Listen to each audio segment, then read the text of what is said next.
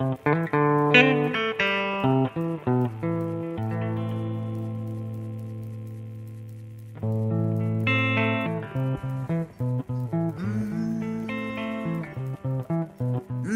I never thought that it could be so hard to be touched by the light, then left in the dark. That cool compassion my heart once met with, swept away with the tide of a life left breathless on a course. Hello, everybody. Welcome to another edition of Trauma Bombs channel. Today I'm going to talk about some hints, some signs, some indicators, some suggestions that you just might have some trauma in your life, in your past life, in your history. You know, one of the big issues in dealing with trauma is just the simple fact that it's a new subject, relatively speaking, although it's been around forever. The emphasis has been on those people that are most severely impacted by trauma, those who have endured horrendous, horrific, heinous abuse, neglect, tragic events, war. It's been the emphasis on those people because they're the ones that are the most immediately impacted, the most dramatically impacted, those that have some of the most long-term issues. Some of the techniques that I suggest are the same techniques that are used in involved therapies with them, but the emphasis has not been upon the normal, average, everyday, walking around, relatively healthy and functioning person. That's where trauma has been neglected. That's where we fall into the old trap of, hey buddy, just suck it up. Bad things happen to everybody. Take your lumps and move on. Just take it on the chin. Don't be a puss.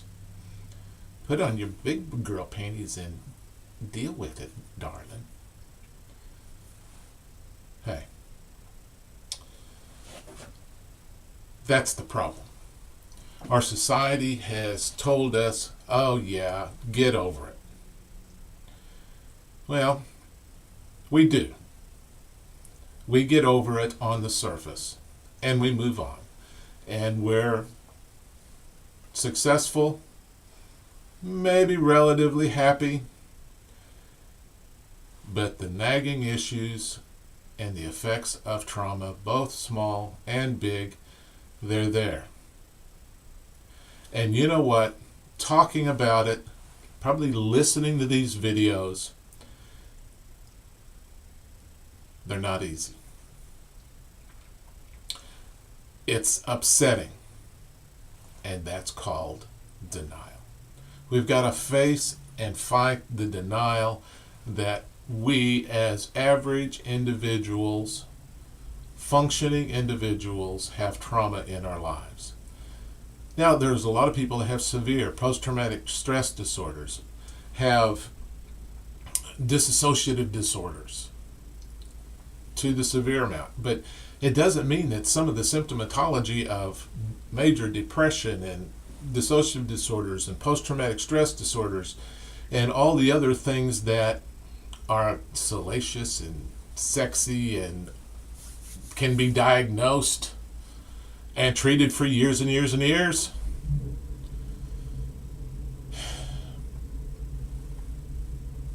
But that's kind of the thing.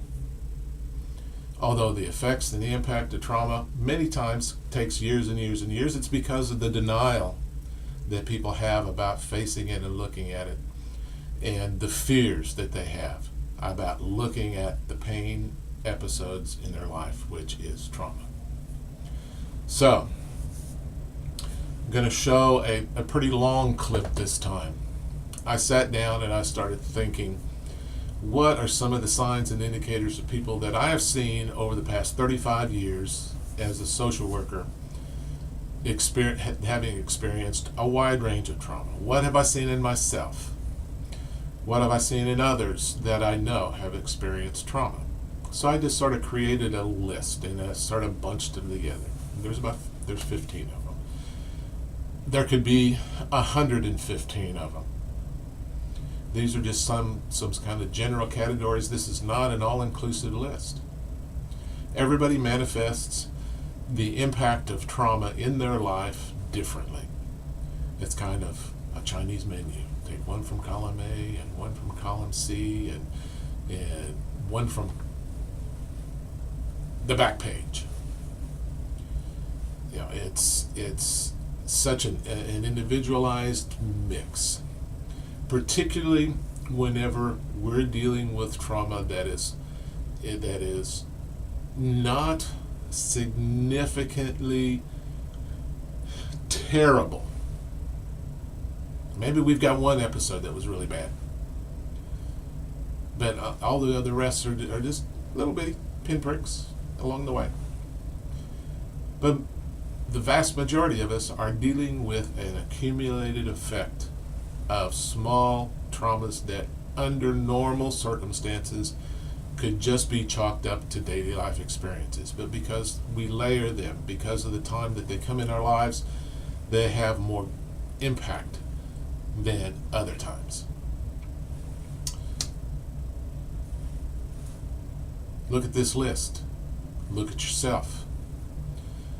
Try to think about how you interact and how you function with others, with things, how you think about yourself. We'll be back in about 5 minutes.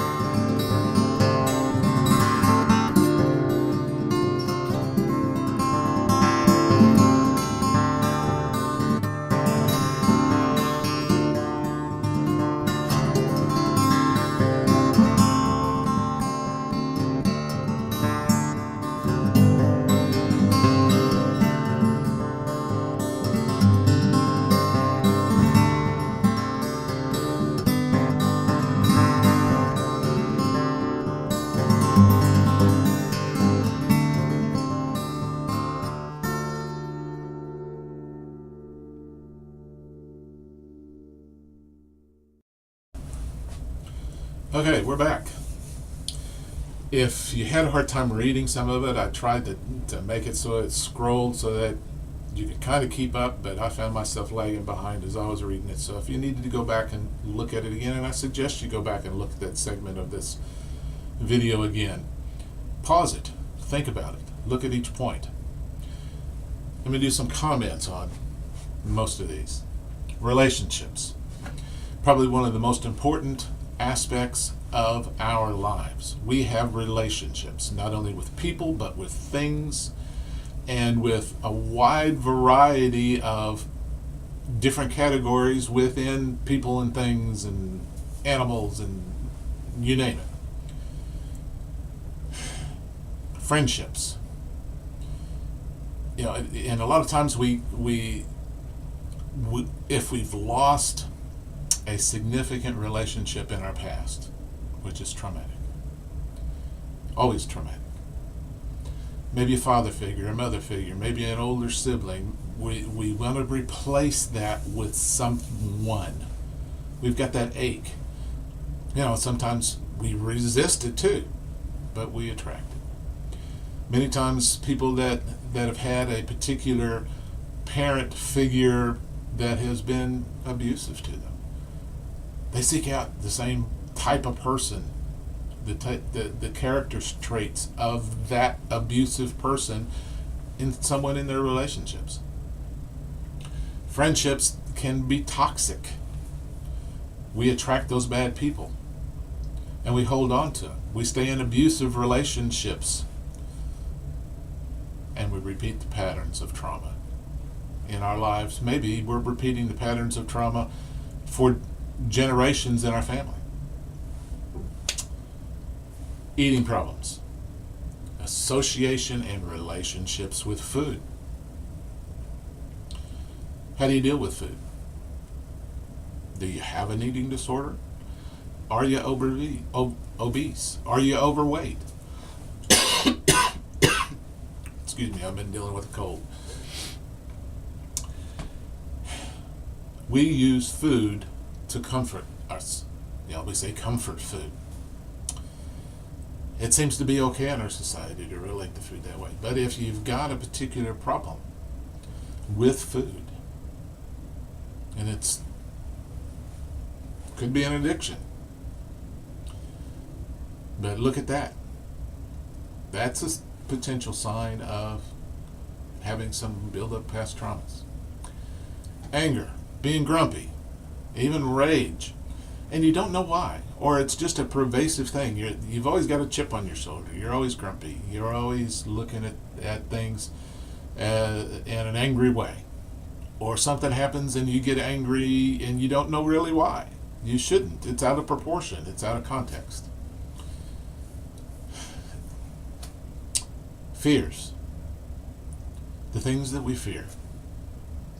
Fear that, again, there's no real reason about it. You know, you smell something and you get a feeling rush over you that, you know, you're on guard. What's going on? What's happening? Your heightened sense. Your sense heightens.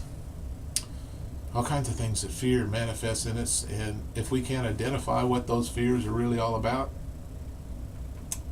maybe associated with past trauma. Self-harm. Self-harm, sabotaging ourselves. The self-harm can take all kinds of forms. It could be wanting to commit suicide, trying to commit suicide, self-mutilating, just getting ourselves in situations that we deep in ourselves know we shouldn't be getting into, we shouldn't be doing, that it's harmful for us, but by damn, we just go ahead and do it anyway. We set ourselves up to get hurt. Think about that. Does that apply to you? Maybe an indicator of past trauma. Always feeling like someone's out to get us, being persecuted, being the victim. It's never my fault. It's not my fault, it's their fault. Yeah. You're always at fault sometimes. You're human. But do you take that attitude among people that you're never wrong, you can never admit that you're wrong? Now one of the biggies, depression. Chronic, reoccurring, acute depression. If depression just keeps on cropping up in your life over and over and over again, and you can't put your finger on and identify why. There's a lot of times trauma is situational. Yeah, you've had bang, bang, bang, bang. These bad things happen. Yeah, you're going to be depressed. I'm not talking about that. Maybe it's the long-term pervasive chronic depression that you've had for years. And it keeps coming back and you don't really know why, and there's no real reason why, and sometimes it comes back whenever things are going pretty good. Yeah, there's a biological, physiological factor to depression, but maybe underlying that is some trauma. That if you resolve that trauma that's throwing your body chemistry out of whack, your brain chemistry, and maybe those episodes won't come back so much, or maybe the medication will really help. I don't know. Depression, one of those biggies that are an indicator of past traumatic events. Thoughts, crazy thoughts, wild thoughts, thoughts that get in your head and you can't leave it. Disturbing thoughts, thoughts that are out of context. Yeah. Some of those thoughts come from feelings that we have that maybe it's that hidden depression coming from trauma that's popping out. Rescuing. Being the rescuer. Taking the rescuing role. Us in social work, we do that all the time. Many times that's why those of us that get into social services and are in the helping professions, yeah, we got past trauma in our lives and we're rescuers. We take on that role. Are you doing it in your family? Are you doing it with your friends? Are you the one that's always jumping in and making the sacrifice? It's me. Indicator of past trauma. Anxiety. Anxiety that just kind of pops up. Anxiety that is pervasive. Flashbacks. Just being anxious with no real apparent reason for being anxious. When you're in a dangerous situation, yeah, it's good to be anxious. It's normal to be anxious. It heightens your responses, makes you ready to fight or flee or all those things. But in your normal life, anxiety, that heightening of your senses, that pumping of adrenaline, there's something beneath it all. Avoiding feelings. Do you become uncomfortable when someone's crying, even if it's happy tears? Showing strong emotions. If someone is showing strong emotions, do you want to retreat and you want them to stop it? Now, strong emotions, being happy and those type of things, oh yeah. You can tolerate that, but it's someone that's happy and they're crying. It's harder for them to adjust. If it's hard for you to see that, hard to adjust. If you have a hard time expressing those things, if you have a hard time crying, if you don't cry when people normally cry, if you haven't cried in a very, very long time, maybe you got some past trauma there. Avoiding conflict. Staying out of situations that you will have to confront someone else. Even if they're walking all over you and kicking you around, you avoid that conflict until you just had all that you can take and it's your last straw, and then you explode.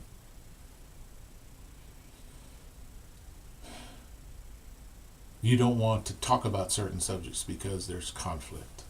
You avoid. That could be an indicator of past trauma.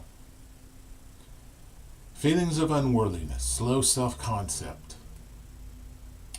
No matter what you do, no matter how good you are, no matter how much you do for others, regardless of what's going on, no matter how well respected you are, you always feel like it's not enough, that you're bad. You have to be perfect. If you can't be perfect, then you're bad. And nobody can be perfect. So therefore, you're justified in feeling bad about yourself because you can't be perfect. How many of us feel that way? When we look at it, quite a few. High achievers are perfectionists. High achievers and very, very successful people are perfectionists, but what's driving them? What's driving them? Could it be trauma? Could it be driving you to be a perfectionist? Inability to deal with shades of gray. Being able to see the shades of gray. Now, I'm not talking about the 50 Shades of Grey book. I'm talking about things that are not black and not white, but gray. Most of the things in this life are in the gray areas. The good and the bad. And then there's stuff that is a combination of good and bad. Sometimes it's good, sometimes it's bad. That's a gray area. If you have a hard time dealing with that, if you can't recognize that people and things and situations can sometimes be good, sometimes, if you got to put them in the black category or the white category, the good category or the bad category. And there are sometimes in our relationships, if we've got some trauma issues, that person's good. I'm going to pay attention to that person. And there's very few people in the world that I think are good. Well, then a few days later, right after you've made that declaration that they're a very, very good person, you like them, they do something that you just don't quite like. They say something that you just don't quite agree with, and you flip. Now they're terrible. I don't trust them anymore. And really, a lot of these issues, a lot of these points, a lot of these things in relationships and fears and anxieties and thoughts, they come from trust issues. Just simply trust. And we come to the last one, addictions. There are so many things that we can be addictive about. Not just alcohol and drugs, but food and people and hobbies and shopping and gambling and you name it. It can be addictive because those addictions are things that we use to pump up our feelings, to get a high. And that high is simply us avoiding dealing with some of those not so good, ugly feelings that we've got. Fighting, avoiding, looking at the source of our sadness, of our pain, and of the things that keep us from being all that we can be. Yeah, thinking about past trauma, thinking about these issues in our lives is uncomfortable. If you're depressed, yeah, it can make you more depressed. But you got to look at them. You've got to look at them to be able to start releasing the hold that they have on you. Writing a life timeline and looking at all the different things in your past is the first step. But to get to the first step, you got to admit that you got trauma in your past. You got to admit that, yeah, there are some things that you need to clean up.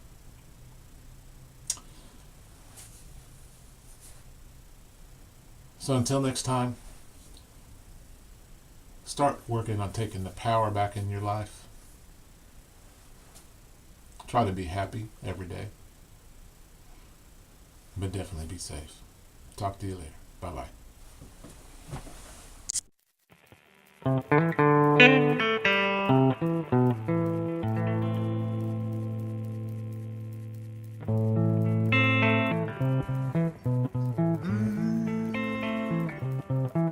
Now, I never thought that it could be so hard to be touched by the light, then left in the dark. That cool compassion my heart once met with, swept away with the tide of a life left breathless on a cold.